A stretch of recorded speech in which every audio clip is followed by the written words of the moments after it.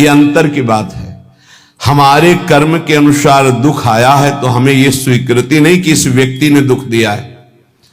अगर ये व्यक्ति ना हो तो मैं कभी दुखी हूं ना, ऐसी भावना कभी मत बनाना कि अगर सामने कमरे वाला हट जाए ना तो मैं बड़ा सुखी हो जाऊं, वो अमक नष्ट हो जाए ना तो मैं सुखी हो, कभी नहीं। तुम्हें कोई दुख नहीं दे रहा, पक्का समझ लीजिए। तुमने जो बीज बोया है कर्म का वो ही तुम्हें दुख दे रहा है, पक्का समझ लीजिए। यहां कोई दुख देने वाला नहीं है।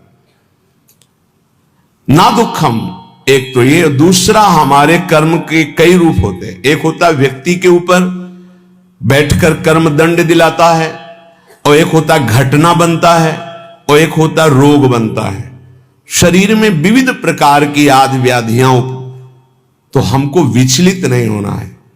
यदि आप भक्त हैं, उपासक हैं, आध्यात्मिक मार्ग के पथिक हैं तो धैर्य रखिए।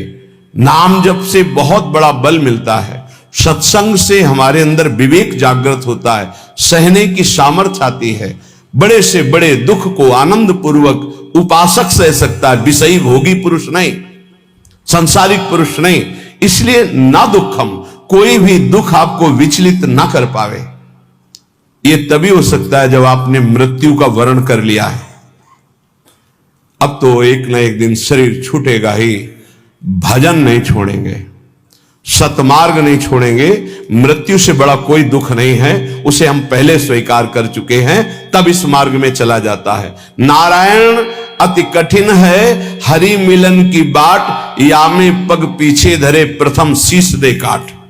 शीश काट का मतलब अपने अस्तित्व को आराध्य देव में समर्पित कर देना। अब जोई जोई प्यारो करे, सोई मोई भावे, तो दुख किस बात का।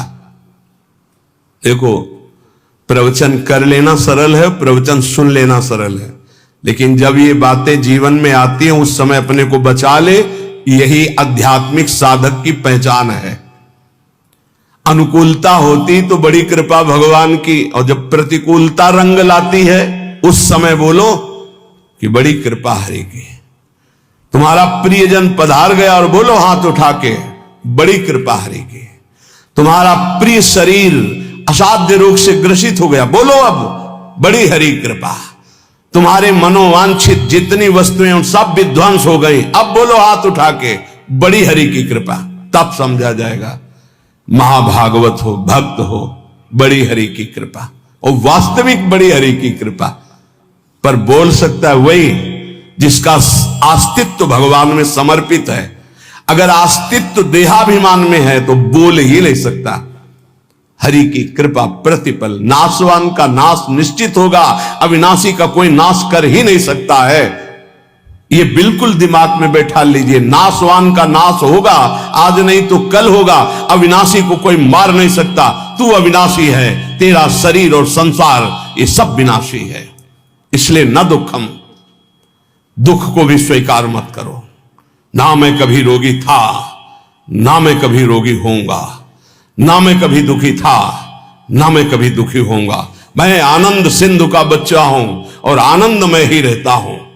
ये जो आनंद सिंधु सुख राशि प्रभु है, उन्हीं का ईश्वर अंश जीव अविनाशी, चेतन अमल सहज सुख राशि। पर कई मिनट रुकते हो अपने स्वरूप में, एक सेकंड नहीं। इसी देह में रहते हो हर समय, देह भाव में। इसीलिए सुख दुख निंदा स्तुति मान अपमान इनका प्रभाव खोखला किए दे रहा है।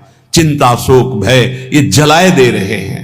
बहुत अपनेपन से कह रहे हैं, अपने लोगों को समझाने के लिए कि हे भाई, ये जो लोक में तुम्हारी इच्छा है कि मेरा नाम हो जाए, मेरी यश कीर्ति हो जाए, मेरा सम्मान हो जाए, मैं सबसे बड़ा बन जाऊं, एक माया का भ्रमात्मक जाल है जिसमें फंसकर तुम नाना प्रकार की योनियों को प्राप्त होगे, मुक्त नहीं हो पाओगे।